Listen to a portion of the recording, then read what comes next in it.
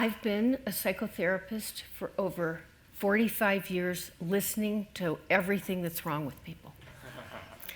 And I was listening to a woman once talk about her whole list of what was wrong with her.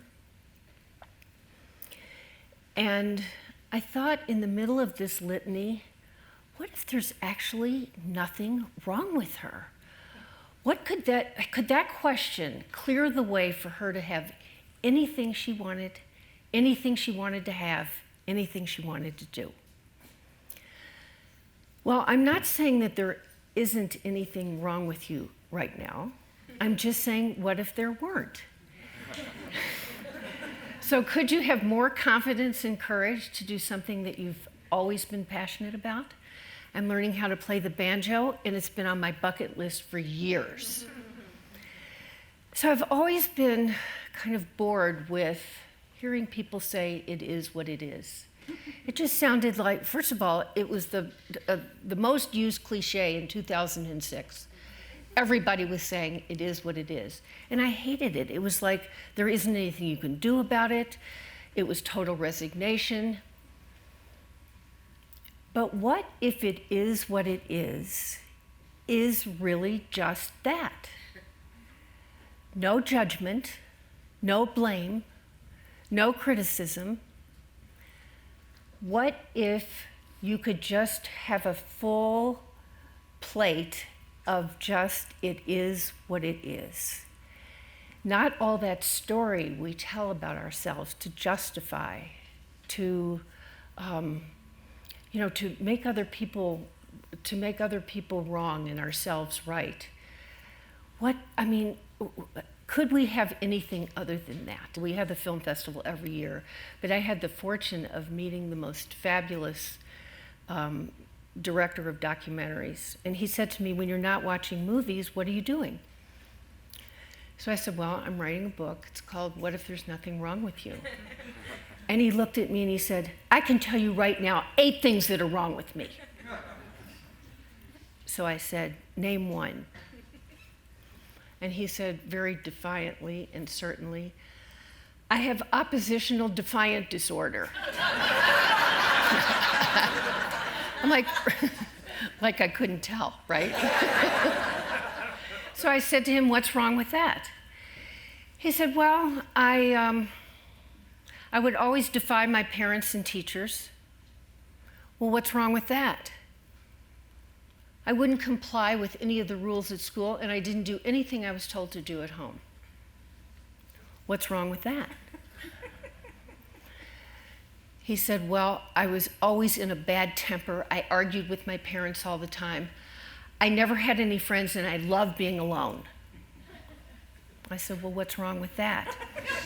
And we had several interactions like that. And at some point during the interactions, he said to me, actually, I really like being alone. And I was able to write stories, write film scripts in my head. Come to think of it, I think oppositional defiant disorder has me be the great film director that I am. He said, I actually like not having a right or wrong diagnosis about this, just accepting it is what it is.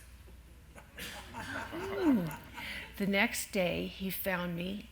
He came up to me and he said, I slept through the night for the first time in years, not having to make myself wrong, decide what I should be doing and shouldn't be doing. He said, I'm going to look at those 7 other things that I was so sure were wrong with me.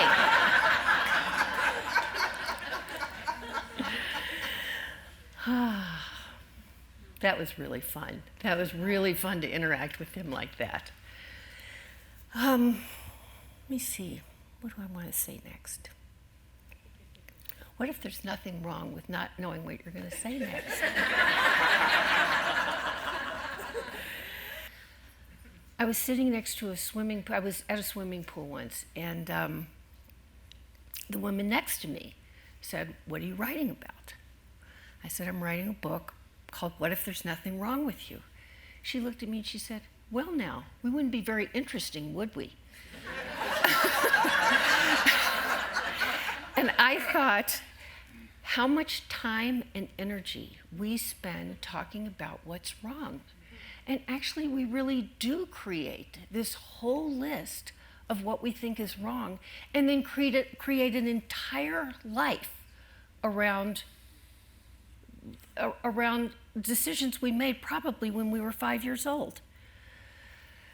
So that was another interesting thing that I discovered, that all this time we spend just talking about what's wrong. So wouldn't it be nice if we could stop fighting ourselves? Stop being our own worst enemy and go do something that we really want to do. That would really be great. So this is all about the practice of dissolving judgment, blame, and criticism, and just replacing all of that with what is.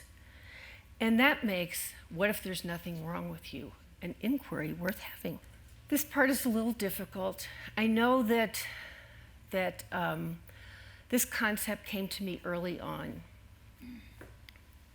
when I was 4, my brother was 7, and my father had a massive stroke. My father was a dominating, charismatic, self-centered man. He had a massive stroke, which left his entire right side paralyzed. His ability to speak coherently was gone.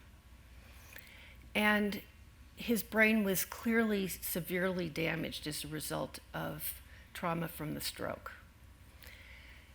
After 6 months of rehabilitation, he came home in a total rage and with just more abusive, physical and emotional punishment.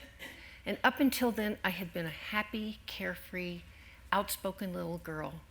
And with the abrupt shock of this event, it completely closed me down. And for 6 months, all he could say was, "Goddamn son of a bitch, shit." And there's a story still alive in my family where I was 6 and my parents were having an anniversary party, and I went around and no one saw me, and I started draining everybody's half-filled champagne glasses. I went to the center of the room, did several circles around, said, "Goddamn son of a bitch, shit," and passed out.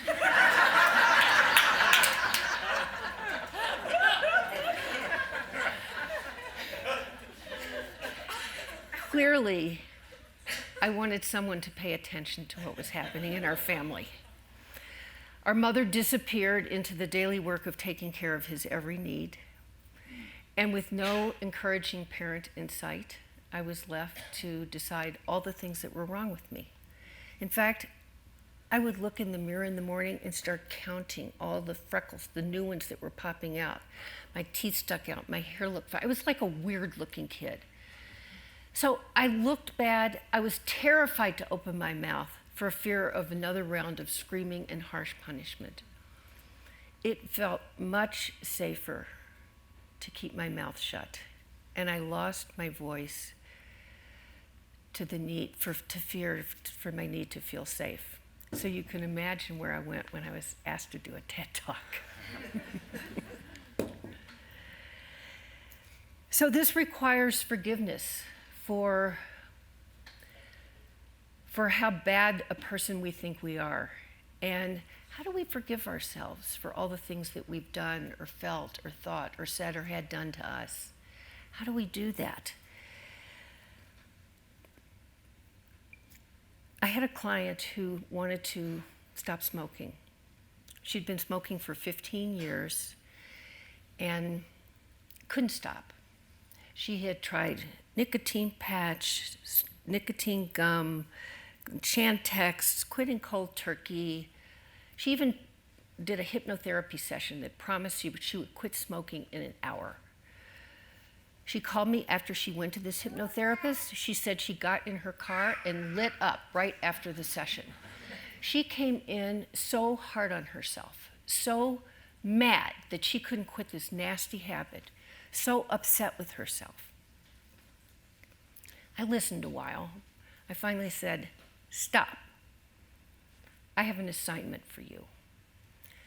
Go home and smoke your cigarettes. Just smoke as much as you want to smoke.